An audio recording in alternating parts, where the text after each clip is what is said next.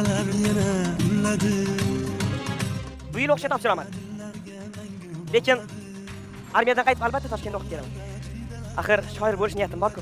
Bilaman Murat aka. Madina, Ha?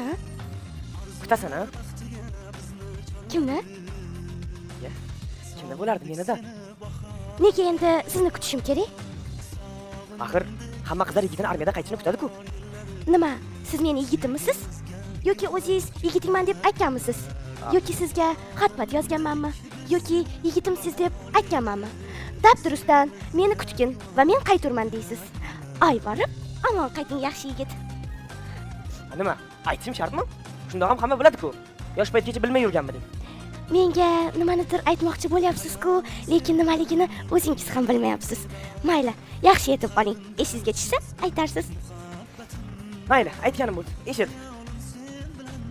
Madinam, men seni Voy Murat aka, u kimdir eshitsa uyat bo'ladi-ya. seni tushunib bo'lmaydi. Aytmagunimcha qo'ymaysan. Aytsam og'zimni yopasan. Nima, siz men haqimda she'rlar yozganmisiz? Axir hamma she'rlarim sen haqingda-ku, Madina. Haligi sevgi haqidagilari hammi? Ha, ular ham. Lekin menga bu haqida hech nima demagandingiz. Mayli, aytaman.